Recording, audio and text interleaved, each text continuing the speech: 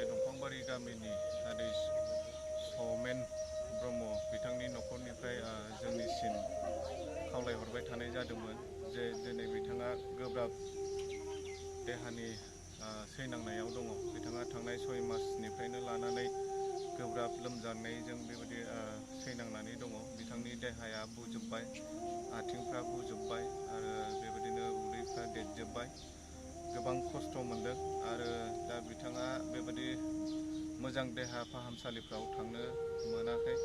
खारना बेनो आर्थिकभाबै बिथांमोननि न'खरा जोबोद जुरुला, थाखा फैसानि अभाब, जायनि थाखाय जोङो UPPL दोलोनि जानानै बिथांमोननि न'खराव जोङो गाखावफैदों, जोङो खबर लानो फैदों आरो जोङो गमामायैनो फैनानै नुफैबाय। नंगौ, बिथांमोननि न'खरा जोबोद गोग्लैसोनाय। बेनिखायनो जोङो UPPLनि जानानै जोङो दिनै खबर लाफैबाय आरो बे खौरांखौ जोङो जोंनि BTCनि चिफ मानगोनां प्रमद बर' सारनिसिम जोङो दैथायहरगोन आरो बिथांजों सावरायनानै जोङो जिखिनि हायो जोङो बिथांखौ मदद खालामनो थाखाय जोङो नाजागोन।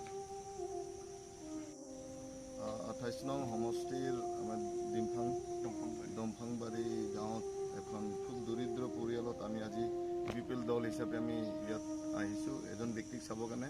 তেখেতে খুব দিনৰ পৰাই ভুগি আছে কিছুমান বেমাৰত, খুব দুখ লগা অৱস্থা, সিহঁতৰ আৰ্থিক অৱস্থা খুব বেয়া।